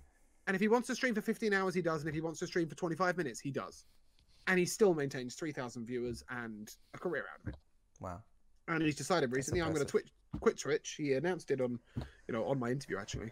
Really? He's gonna be moving away from Twitch over time. He's looking for a full-time job. It's gonna become a hobby, not his career. Yeah, he said, in 20 years, I don't want the only thing on my CV to be Twitch streamer. He started at 17 as a full-time career. Wow, that's he's never done a job. That's so interesting to me because that is the exact opposite path that I would take. Like if I could go from job to just Twitch streaming and having that supply of living, but that's you know that you have the skills that if Twitch ended again, you could get a job. He's sitting there going, if my Twitch stream ends, I'm going to go from X income to stacking shelves. Yeah, that's fair. So that's why he's doing some training and trying to get into some commercial jobs. So he's a huge inspiration. Then Sneaky Teak. And Sneaky Teak introduced me to this Gun Nerds dude who's quite good, really. Which is where my inspiration for the methods of streaming come from. All of my, if you haven't guessed, anybody who's been to my channel, you'll see it's like a sort of slight reflection of a Steve-O channel. In the, the channel reward points are fun and interactive and they happen like on screen and things. You've always let your viewers interrupt your gaming. Sure. And I love that. You always are willing to talk about completely tangential shit that has nothing to do with the video game, which I love. And the focus is not on the game. I mean, apologies in the nicest way possible. Your focus is not on your gameplay. No. I think it's fair to say your focus is on being an entertainer. Yeah. And nobody else that I watch on Twitch does that. So it has given me the confidence to go forward and do it the way I want to do it. I want to be an entertainer. I don't want to go and focus on my gameplay. God, everybody would be devastated. Steve-O sucks at gameplay and manages a Twitch stream. I don't think you do suck at gameplay necessarily. It's just more that it's not the point you're focused on. Yeah, it's not the point. For sure. It really, when you streamed Squadrons, my God, I will get that sentence out, for the first time as a group. And I think you proceeded to lose 9 of 10 games. Oh, we got. And I had so much fun that I was like, shit, exactly that. It's a show, Well, and actually, what Kaldane mentioned the other day, and a few of us were going to get on GTA, and we were going to do a heist, and the heist didn't work out because the person that was going to run the heist, their internet failed. So a few of us just ended up playing golf in GTA, Yep, actual golf. And so it was just, but what that ends up being is just discussion with something going on in the background. And so I like it, those kind of things, and that's something I very much appreciate about your stream as well, is that it doesn't matter so much what you're playing because of that. You have that mentality too. And I love streamers that have that mentality, because I can come in and, because there are some streamers where, because like Stardew Valley, it's hard for me to watch Stardew Valley because just to be perfectly honest, I don't give a shit what is going on in Stardew Valley. So if I am watching you play Stardew Valley, it's because you are entertaining. Yeah. You know, I can watch you play Stardew. I don't give a shit what's happening in my Stardew Valley either. Which is why I love the game so much, because you can literally talk about all the pointless shit that is going on. Right. Instead of, you know, I mean, we spent at least 20 minutes trying to make a perfect duck shape out of cobblestones. You know, we're not playing the game to That's win. fantastic, yeah. I am now actually playing the game to complete it and streaming it and enjoying that. But in the first place, you know, yeah, we just did it for the lols. Well, I mean, you've actually given that example. I want to give a shout out back to someone in chat. Yeah. Because I watched Rain play far too much Minecraft, and I despise Minecraft. Mm-hmm. But he made me laugh. So, it, you know, it is, you go there for the people, not the channel. Yeah, I agree with you on that. Yeah. I agree with you on that. So speaking of duck, where did Duck Pond come from? Why the duck? Why the Duck Pond? So, where that? Back to Firebat. From Firebat, I met a guy called Zalay, who is also a very prevalent Hearthstone streamer. We're not going to talk any further about him or recommend his channel, as there have been some issues surrounding that I don't want people to get. Yeah, just I went to someone's channel where you can gamble ducks in the channel, and I got a bit addicted and accrued a lot of ducks, and I became known as like the duck guy for a bit. I was like the guy who had all the ducks in that channel. So I just thought, yeah, that's cute, but I don't want people to gamble ducks. I want people to be ducks. Yeah. And like I sort of have this little mother duck image of, I think ducks are the wackiest ducklings, right? You have like mother duck walking along in a nice straight line, and then all the little ducklings sort of explore it randomly, getting lost, falling over. Yeah, I just thought, you know, hey, ducks are sort of wacky, silly creatures that I like. And also, like, just, I mean, if you look at like a cow or a horse or a giraffe, and they have baby, you know, calves or whatever following them around, they just look like miniature versions of whatever the big one is. But a duck and a duckling look so different. There's like this. They're brilliant. There's like a fully formed creature and then a fluff nugget, like with feet. You know, with legs, with awkward feet as well, and a sort of right. And I think my viewers are a bit like that sometimes. They're following, but they don't really know where they are, why they're there, or what they're doing. And I don't really know where I am or what I'm doing. And also, you can characterize a duck a lot. When it comes to emotes and stuff, you can give a lot more emotion to a duck than you could, say, a cow. I mean, case in point with this duck, which is my new favorite emote. I mean, that thing's got personality, right? Right. You know, that's a good emote. And through Sneaky Teak, I met this dog matriarch, who is fantastic graphics designer. And I sort of said to her, you know, hey, I know you did the Kevin. Dog mum or dog matriarch, in my own channel, you can !GFX and get a link to her stuff, and she can do stuff for you on Discord. Did she? She's not a full-time graphics artist. She did. Okay. Not the original Kevin, but all of the new versions of Kevin that. Yeah, all of the Kevins that have emotions and faces. Right. She does all of that stuff. She doesn't do it as a professional job. It is a hobby thing, so you might have a long wait on certain stuff. But she's incredible, and she's so adaptable as well. You know, it's like, can you draw me a duck that's also a dragon? And she performed it, or a duck that's also a mermaid, that's also, you know, got a heart on its face, and she does it. I'd like a duck that looks a little strung out from the day and maybe had a little bit too much to drink the night before, and she's like, done. She's like, exactly like that. There you go. That is my strung out duck who's wearing sunglasses. He has nothing to do with it. That's fantastic. Yeah, she's amazing. Oh my gosh, I like that. Do you remember the very first video game that you ever played in life? Yes. FIFA International Soccer 96 on SNES.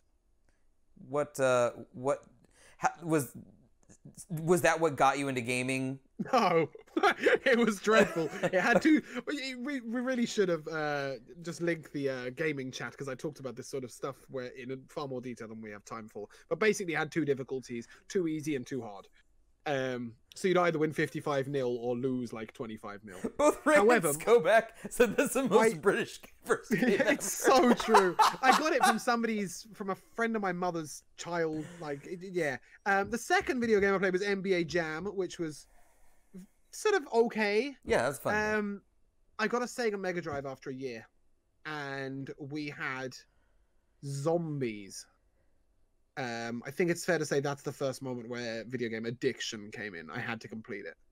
But I wasn't a true gamer until the GameCube arrived.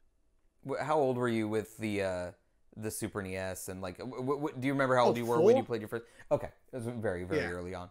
Actually, no. What really got me as a gamer was Pokemon Red on the Game Boy Pocket. I used to. No, it's just called Zombies, Mark. Just zombies. You shoot water pistols at large babies and zombies, and it's addictive as hell. But yeah, I used to sing in an opera thing up in town in London. Yeah, before my voice broke, I was quite good at singing. A tragic mishappening. God damn you, puberty. Yeah, I used to sing for a sort of semi-professional group that sort of like provided artists for sort of opera or musical theatre or whatever. And there were 6 of us, and we were all young boys, sort of 8 to 10. And we travelled up together. We had 3 Game Boys between us with 3 copies of Pokemon Red. And we would play sort of like as a group of 6 communally. And yeah, I loved it. All right, okay. It was just zombies here, but yeah. Okay, so interesting. We learned today that zombies in the EU was called Zombies Ate My Neighbors elsewhere in the world. Yeah, didn't know that. Brilliant game. Good stuff. We also learned the game guy will be stripping. I found the well, yes, I believe he's talking about at work. He's probably stripping some metal paintwork or something. Yeah. Oh, Mark was hooked on the same game. Good. Yeah, brilliant game. When you were playing Pokemon communally, do you think in retrospect that communal gaming, that gaming while also watching had enough, like, could that have been a kernel of like the future Twitch stream? It's not just a kernel of the Twitch, it's a kernel of every game I've ever played in my life. Really? So if we then move on, I went on to PC playing Football Manager games, where we'd manage one team with 3 of us out of the Which is soccer. Oh yeah, that soccer thing. No link cable or anything. We were just sat around on a what do you call them? Subway. Just like here in America, we call subways lifts. No, I'm just kidding. I'm just no, I'm sorry. Mind blown. No, it's like a train underground. Really we'd call it a tube. Yeah. We'd call it a tube. Okay. Right, but it's an underground train. I thought if I said we were sat in a tube, you'd all be really confused. So yeah, we're done. We were sat around, sort of 3 of us on a chair, and then like 3 of us like, poking heads around. Then we played Football Manager, and we all sat at the desk managing one team. And then I played Morrowind with my best friend, and we decided between us what we were going to do, and I had the control, but it didn't really matter. And then I moved on to Guild Wars, which is an MMO. No, I've never seen Ted Lasso, by the way. What is Ted Lasso? No idea. No, I'd call it the Tube. Fill us in. Goddamn, it's just the Tube. Is that you personally, or like? No. It's the London Underground is the Tube. To anybody who's lived near London, it's not a British thing; it's a London thing. Okay, London, it's the Tube. Just the Tube. I similarly feel like I've known this, but sort of talking to you sort of has really activated the thought that I did play games like by myself. I would sit and play games for a while, but one of my favorite things to do was to play games with friends nearby. Now, multiplayer was an aspect of that. Playing things like GoldenEye, 4-player split screen, or playing a co-op game with friends was part of that. But even more so, like playing a game with people watching was just tremendously fun for me. Or watching other people play, watching my roommate in college play Final Fantasy X, or watching. Didn't you and Mark do a thing where you played a game and he had the strategy behind you? Yes, and actually, in late May, early June, we're gonna reenact that. We're gonna reenact basically the what the original sort of Twitch stream, without being a Twitch stream, was when I was in college. Mark had said, you should play some RPG. You should try out an RPG. Like Final Fantasy IX just came out. You should play that. I think you'd like it. It's story heavy. You like movies. I was going to film school. This is like a movie, but you play it. I was like, I don't want to play RPGs. And he goes, well, I'll do the guidebook. I'll sit there next to you and navigate while you play it. And so that was the thing. That's the sort of way we were playing Morrowind as well. Yeah. He had the sort of notes on, you should do this, or you should go here, or he had the map, Right. Yeah, So, we had great fun like that. Yeah, May 22. It might be May 29. Mark, just stand by. I'll touch base on that. But yeah, that was where it happened for me. Did you of all the consoles and like the PC and everything over the years, do you have a favorite one? Is there one that? No question, PC. Okay. I am a PC gamer. I have been since the GameCube. You'd burn every console you've ever had as long as you had a PC. I don't have a console. You don't own any consoles at all right now? No, Josh has a PS4 and a Wii and a something else. I use his PS4 occasionally to put YouTube on in the bedroom. Apart from that, no, I don't touch a console. I haven't touched a console since the Xbox. Okay. I had a 360 actually to play. That I played Dragon Age on, and a couple of other games.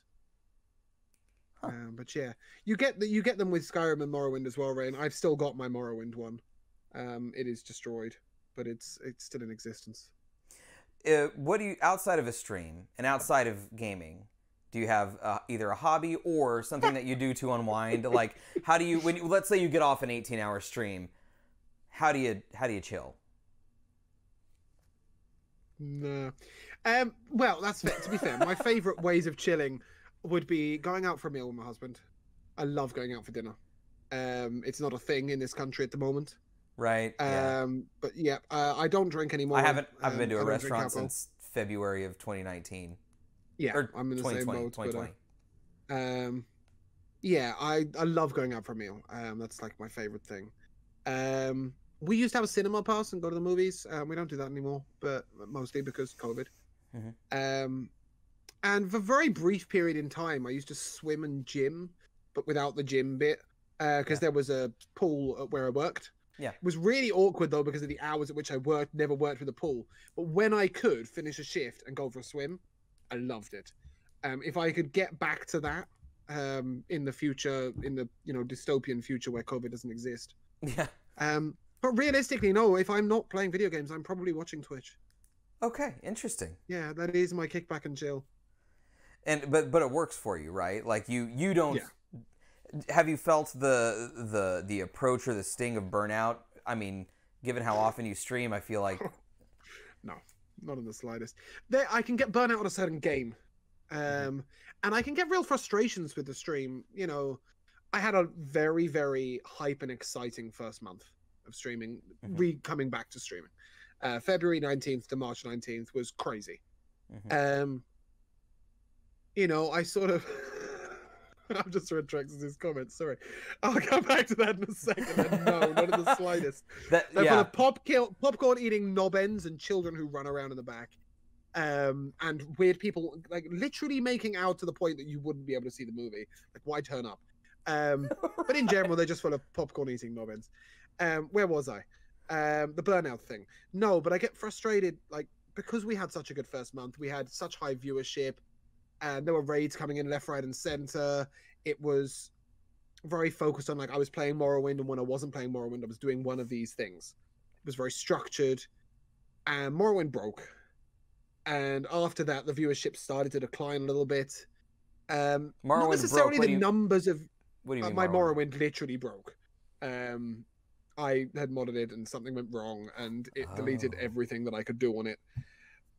And I tried to follow up with Oblivion and Skyrim, but I wasn't interested in playing them. And when I say the viewership went down, it's not the numbers. It's the fact that people... I can stream for 6 hours, and sometimes, I'll get 2 people chatting. And they'll say, 5 words. They'll probably donate, because my viewers are super generous, so the money's not a worry. It's just... it's not as interactive as it was at first when I'm doing certain gaming streams. And that can be really I get down on myself. I get doubting, why would anybody come and watch me? I watch back almost all my VODs. And given the number of hours I stream, that's quite a lot of me to watch. That is a lot. And I hate it. I really do. I think I look there and I think just, who would watch you? You're pointless. You're stupid. But then, I'll do the next stream and it'll go really well. Or we'll do a Let's Chat like we did last week. Talking about, what were we even talking about, Kaldane? Going into space, and I had 2.5 hours of just really, really fun chat.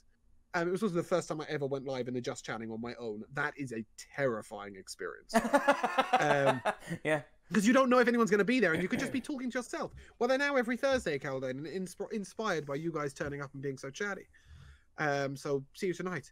But yeah, it's I get really down on myself and hate it, but I don't get burnt out at all. I find it very easy to sort of reboost myself, go back and watch what I know was a good stream, a successful stream. Or my favorite part is like, I'll go back and watch a stream that I know was successful, but I won't watch it or listen to it. I'll just watch the chat for like 10 minutes. And that's so reassuring and so ego boosting. You know, seeing how generous and how responsive and how interactive my chat people were makes me go, oh, there is a reason to do this. And then bang, we're back up and going again. So do you have any methods, though, that you have for if you don't, because, you know, what it sounds like to me is that, you know, if maybe you have a lower viewed show or something that maybe didn't quite kick like you were hoping, and which, by the way, I had a sort of similar experience over the last couple of months. Like the first couple of months of 2021 were like really big, and then sort of March, April sort of started to. People have to go back out the house again. Yeah. And work. Yeah. So, you know, but you know, when you say you know mentioned saying those things to yourself, like you get really down on yourself. Do you have a method that's not? This isn't meant as a pointed question. It's going to sound like one.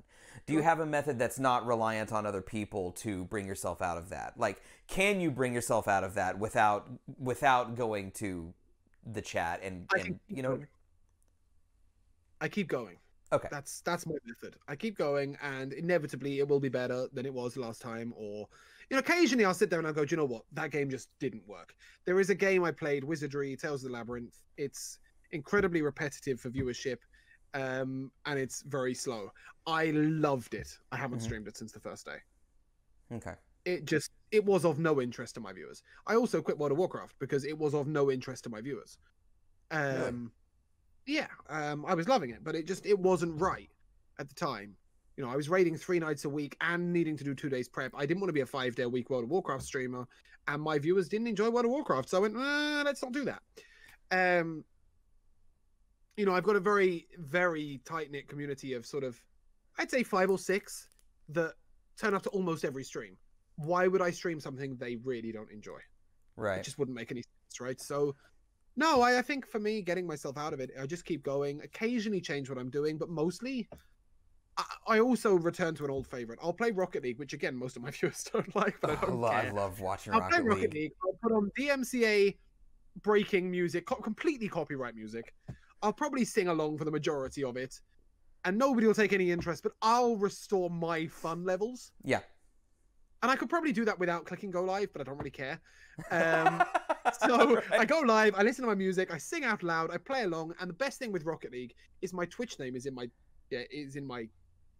my car. Yeah. Yeah, it's on my car when I'm playing. So I'll get a bunch of random people coming into the chat saying, hey, because they've just played me, or they're just playing against me, or they will do. I don't get much viewership out of it. I mean, I think of all the people that have ever followed me from Rocket League, one person has stayed followed and watched. But it gives me a little bit of interactivity, and I have some fun. And that's a reboost for me. If hypothetically speaking, and it strikes me as you strike me as the kind of person that would not want to do this. So hypothetically speaking, if Twitch said you had to be, you could only stream one game, like your channel now had to be one game specific or something, what would it be? Does that include the just chatting D&D stuff? So we'll answer this both ways. If you can still just chat, you can still do D&D, but your game has to be a focus, and that's the only thing that you can do. If it wasn't for the release of the new Apex Legends season, I would have just said Stardew Valley. Okay. But if that has to be a permanent, long-term thing, like a year down the line, I would still be playing Stardew Valley 4 times a week. I could probably pigeonhole myself into just RPGs, or just an MMO, or just Apex Legends, you know, and be vaguely okay with it, but it isn't something I'd be interested in. So if you had to focus on one thing overall, if you were forced to, I don't have enough humans to interview. Right. You will run out of people. Right. I would run out of people if I was interviewing 3 times a week. I think also my viewers would be incredibly bored if it was 3 or 4 times a week, because that's a lot of intense viewership. You know, you couldn't do Thursday morning drive time. Actually, maybe you could. I could probably watch Thursday morning drive time 7 times a week. because it's not the sort of show you have to be 100% on. Right. You know? Yeah. I can have something else on my screen. I can sort of walk downstairs, make myself a coffee, come back, and keep going. It's very communal. I don't think Mark would turn up 7 times a week, but I would turn up 7 times a week to watch you and Mark. But yeah, I think, you know, the interview's very intense. I couldn't do that. But D&D, if I could DM 3 separate campaigns and play in 2 campaigns, I could happily do 5 days a week in D&D without thinking about it. That's awesome. Yeah. Because we also did a stream where we did the writing of the D&D on stream. See, that's really cool. Without spoiling the story, by the way. So what they saw me was generating resources, generating enemies, generating encounters, drawing the maps. It was really effective, but unfortunately, I've now started doing the prep work at like 4:45 in the morning. So I thought there's not really any point streaming at that point. Do you ever wake up and go, oh, what did I come up with? Like, because you're doing it so late at night, do you ever look back and go, why did I write down sheep combat? Time. No, late at night is my most functional time. That's why I've started doing it at that time. When I was writing it in the morning, it would come so slowly that it was taking me 4 times the amount of time to do it. Because I'd start drawing the map, and like, oh, I have another cigarette, I'll go make a sausage sandwich. Whereas late at night, I'm like, vroom. Like, if I needed to play chess, 4 a.m. is the best time to do it. Kaldane said that he enjoyed watching you play Rocket League because he had only ever watched me, so he assumed that Twitch streamers had to be bad at games. So I'm terrible at Rocket League. What? I'm terrible. Except I look good because I play with Ben, and he's good.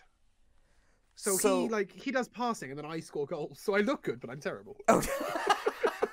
He wins. He wins. He does all the defensing. Support is important. Yeah, I honestly, I disconnected from a game 30 seconds in the other day, came back 4 minutes later, and he was winning 1-0. He doesn't need me to be present in the slightest. I'm just there to look good. I felt that way when I used to play Realm Royale with my brother, and he was extraordinarily good at Realm Royale. And so I could join him and win a majority of the games, but it was not because I was... I mean, I might meet Shield for him a couple times or something like that. Yeah, but, pretty much. So we're coming down to the final few minutes, and normally I do sort of like lightning round thing, but I actually have a couple of questions that I think I'd rather get to instead. Yeah, on your stream, when you interview, you ask people to create a beverage, an alcoholic beverage, or a cocktail based on them or their stream or their community or their aesthetic, but I've never heard yours. So if you had to create the Elena, or call it whatever you want. I'm going to cheat here because I've got my drink. My signature drink is a Pretty in Pink. And is it Pretty in Pink? Sorry, my signature drink is not a Pretty in Pink in the slightest. I don't know why that came out. It's a gin cucumber martini. A Pretty in Pink is my husband's favorite drink. Okay. Gotcha. So gin cucumber martini is like, it's crushed cucumbers with a bit of mint, with elderflower cordial, and Hendrick's gin, and it's served straight up in a martini glass with a cucumber on it. Mm-hmm. And that is like my go-to. If I'm recommending anyone a drink ever, that is what I recommend, and it's my drink. If I had to make one for the stream, mm-hmm. I think we would. I think Kaldane tempts me with a mother ducking martini, but I'd have to call it the Duck Pond. And there's a beautiful thing that happens when you mix amaretto, chambord, and creme de mure, which is blackcurrant liqueur, raspberry liqueur, effectively, and amaretto, with pineapple juice and cranberry juice. It makes a pink froth, right? And I would happily have a purple floating duck in my pink froth that tastes like absolute heaven. I could serve it in a fishbowl, a whole fishbowl full of fucking pink froth. It would be the Duck Pond. But realistically, my drink of choice is a gin cucumber martini. Okay. And I don't know what name you want to slap on that. I just call it the fucking Eleanor. Just go and drink a fucking Eleanor. It's beautiful. I mean, calling it the Duck Pond, I think, works really well. It would have to be. It would have to be. That's us. What's been your most the interview that you've done, because you've interviewed a lot of different Twitch streamers, musicians, you know, and people with varying viewerships from, you know, averaging, you know, maybe We've 2 gone to from 3 averaging 3 or 4 to averaging 3,000. In the thousands. So what's been your favorite interview that you've conducted? So for me, there have been, instead of picking a favorite specific interview because I think that is a hard thing to do. I think I was probably most relaxed interviewing you, partly because I knew that you did. That I don't need the rest of the. I don't need the rest of the answer. You said me. We can move on. No, go ahead. Partly the fact that you do a lot of that anyway, so I kind of knew you'd carry yourself if necessary. Sure. Partly because it was a way of sort of coming full circle, I think, for me. In that I started streaming because I saw you interviewing Sneaky Teak. I had an interview with Sneaky Teak, which was wonderful in that he's such a unique personality. Mm-hmm. And he's so very self-confident that it was quite wonderful listening to him. I got to interview my Twitch idol, Firebat. That was a big sort of moment. Anna Carmela singing to me live, one-to-one on Discord. Yes, there was a stream going on, but it felt like it was one-to-one on Discord was a moment. Mm-hmm.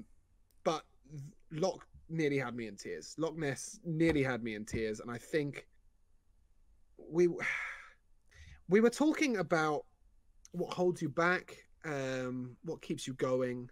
And she said herself. Well, I think every single person I've asked that question has said themselves.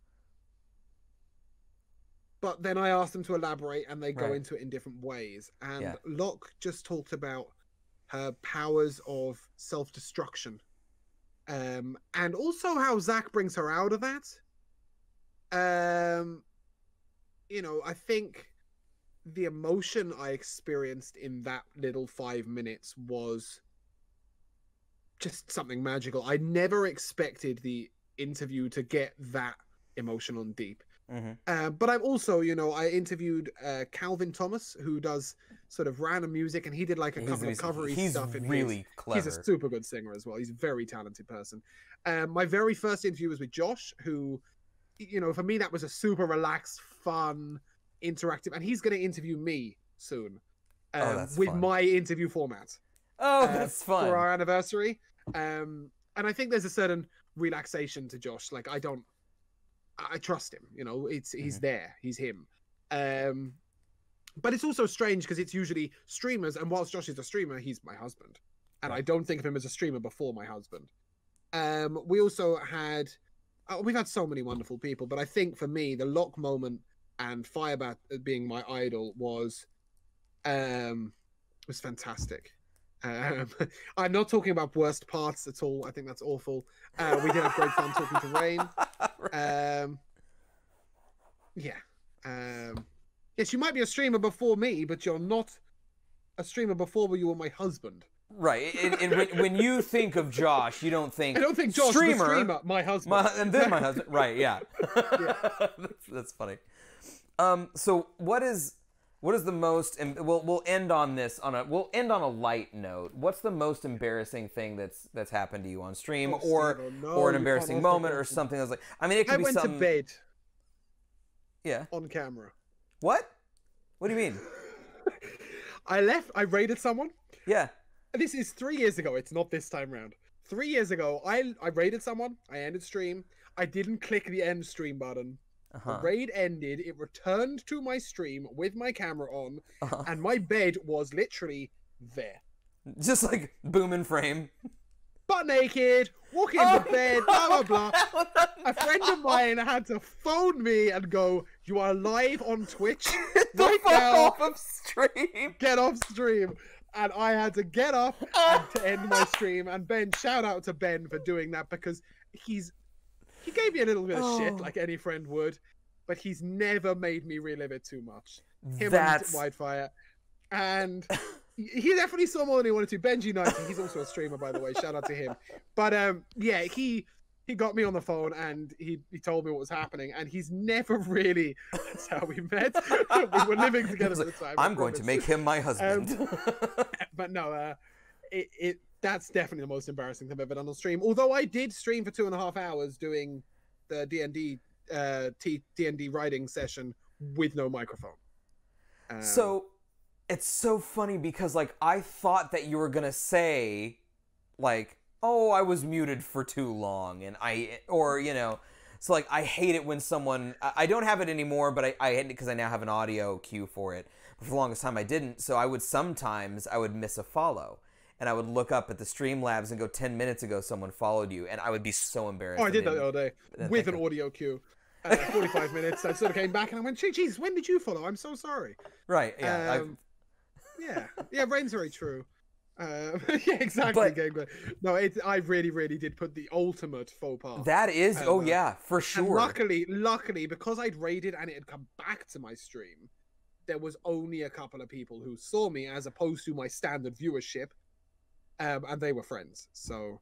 And they had your back, and you were able to. I had the VOD down instantly. I didn't even get a Twitch warning, thank fuck.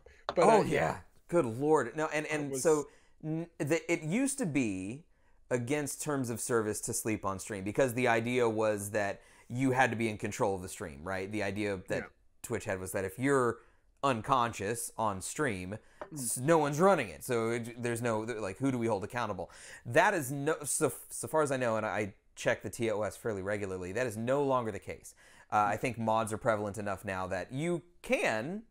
There's nothing in the TOS at this point that says you can't sleep on stream. So, I mean, aside from the you nudity. can't have nudity on stream, yes, right? Exactly. Yeah. If I was wearing some lovely Pingu pajamas, it would have been fine. Been just fine. I would have just kept. If I wore Pingu pajamas, I'd stream myself sleeping all the time. It's probably more interesting than me playing Stardew Valley. Am I going to make you late for work? No, I'm not at all. I will address. Xenoraptor Rose did have one final question. Do you believe in our Lord and Savior, the Doomslayer?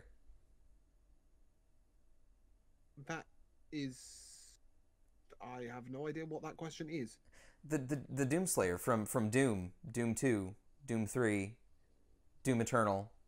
I am thoroughly guilty of not actually paying any attention while watching Doom and having never played it. I pay a lot of attention when you talk about anything other than the game, and as soon as you start talking about the game, my brain goes and waits. Xenoraptor, I am actually on our Saturday game is Doom 3 right now because we've been going through the Doom saga, and for my first time, I had never played. Well, Doom 3 is the second time, but all the other Dooms I had never played before. So yeah, Doom. I'll happily believe in Doomslayer and Doom Guy. What's the most annoying? I do want to. I had a final question, but now I have an actual final question. Is there a game that you like that you can't stream? It like that for some reason it's just like not like technically speaking, but just like this doesn't work for a stream for you. I streamed I had Wizardry Tale of the Labyrinth on the console, and it's too slow and too micromanagey. And it's a block labyrinth that you right, left through. That's repetitive enemies, constant fighting. Think like Final Fantasy without the storyline. Mm-hmm. It's nobody has any interest in it, but I love it. And Football Manager. There is no way I could stream Football Manager because I can spend 6.5 hours arranging a formation. But nobody would find that interesting, but I would love it. I might enjoy watching you play Football Manager. Because I know nothing about it, and I feel like it would be a learning experience, and we could chat. You learn so slowly. We could talk, but I concentrate a lot. Okay, okay. Then so I might right. Look at 700 centre backs and read their stats to myself to see which one I want to sign. Gotcha. Okay. Yeah. It is far too repetitive for a stream. But I love it, so maybe one day. I'll just ruin everybody's day by playing it. Elena, thank you so much for coming by. And everybody, if you haven't yet, it is absolutely necessary that you go and follow Elena right now, right this second. No. I know most of you do, but I also know some of you don't. And like, don't make me come back there. Don't make me turn this car around. So go all follow the things and none of them well. Elena does everything. Do you want to see a game stream? Do you want to see an interview? Do you want to see a podcast? Do you want to see D&D? Do you want to play games with us? Do you want to see Josh? Yeah, sure. We'll go watch Josh because he's much better than me. He's live in -5 minutes. -5 minutes. Well, Josh, enjoy your stream. It's Christmas. Let's go home. Elena, thanks so much for taking the time out of your day. It's such a pleasure to be here.